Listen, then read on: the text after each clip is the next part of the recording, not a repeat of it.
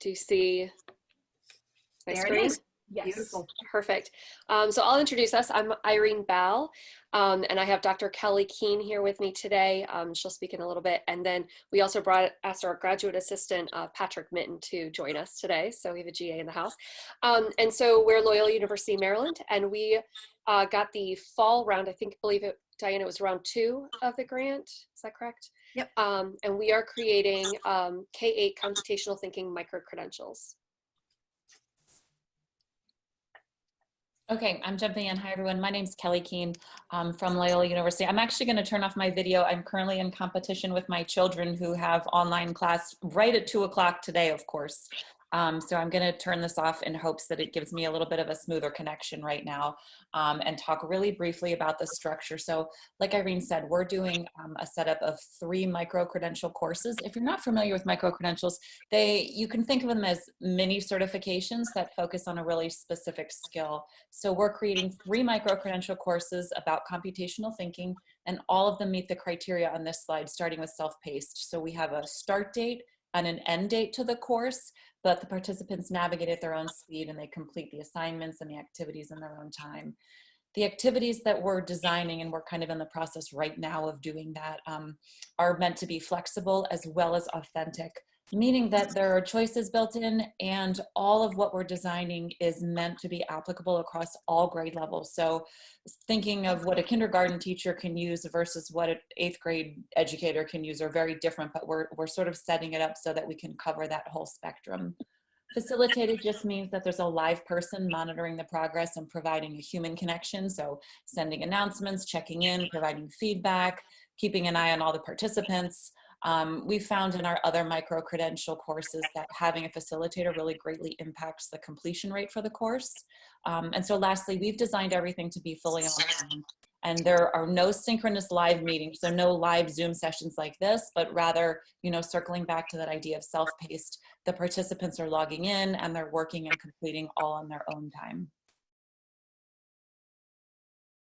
And we also set up our micro-credentials to be competency-based.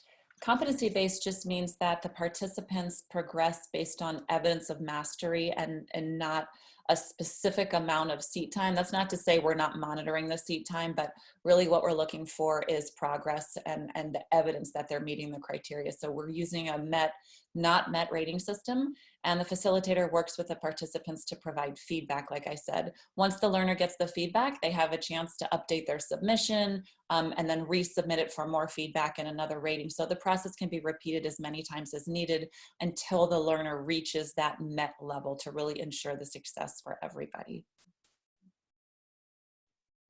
So as Kelly was saying, we are creating 3 courses, and when we create multiple courses that all lead to one micro-credential, we call them stacked. So we have a stack of 3 courses. We're going to start, the very first course is CT Basics, where the learners are really going to just get into the basics of computational thinking, kind of explore the definitions and the different components within computational thinking. Our second course gets into the pedagogical approaches to computational thinking, where with the base knowledge of computational thinking, they're going to then get into the teaching and learning aspects. So the pedagogy behind integrating it into their classroom. And then our last class is actually getting into the integration of computational thinking.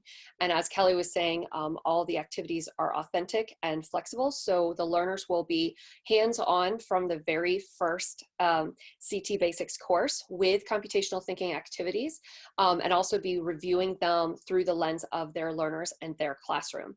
And so it's all 3 courses that are stacked together that will lead them to the certification. And so a big question we always have is participant time commitment, because it is self-paced. We are building these, all 3 courses will encompass 15 to 19 modules. And so we're looking at about 4 to 5 modules for each course. And this is also going to be, the learners will have over 12 weeks to complete the learning. So they have that start and end date, as Kelly was saying. And between that time, they have 12 weeks where the facilitator is walking alongside them the whole time. This is going to equal about 45 hours of work. So what we've done is each course is 15 hours of time. Although we are competency-based, as Kelly was saying, we have to still keep in mind seat time because we work closely with MSDE to align our micro-credentials with their requirements for seat time for professional learning. So our partnerships, we have partnered with, well, so Kelly and I are in the Educational Technology Program, which is a graduate level program at Loyola.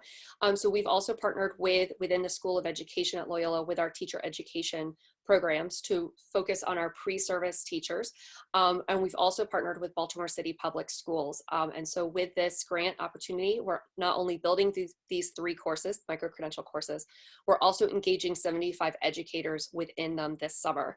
So it is starting very soon. And so we've been designing and developing alongside our computer science faculty and some teacher education faculty to identify the needs of our pre-service learners, as well as our Baltimore City participants. We're also inviting some of the alumni from our program. And Diane was talking about that pipeline of computational thinking and computer science in Maryland. And one of the items we identified within our grant is not just focusing on our pre-service teachers, but also creating the pipeline that when they go into the classrooms for their field experiences and for any observational experiences, that they are placed in with teachers who also know the same language regarding computational thinking. So we're specifically identifying educators that work, these mentor educators that work with our pre-service students. And so when students are finished with the 3 micro-credential courses that we're designing, they receive this micro-certification from Loyola. And like Irene was saying, one of the reasons we're keeping track of the seat time is because we're in the process of getting approval from MSDE to count this work that they've done in the course as 3 CPD credits, which is very desirable, you know, to teachers who are kind of engaging in this ongoing professional learning that they need for their certification. The last thing I'm going to speak of really quickly is just the timeline. Right now, we're in the process of designing and developing the 3 courses.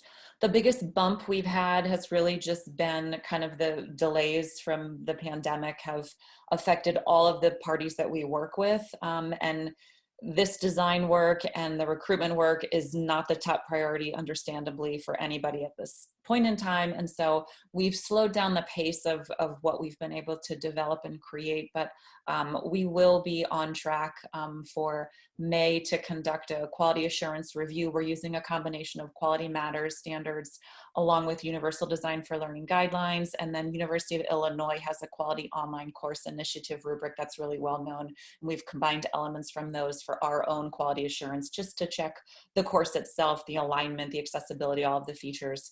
And then the idea will be that in June, our learners will be able to start. So if you have any questions, you can feel free to contact Kelly or myself.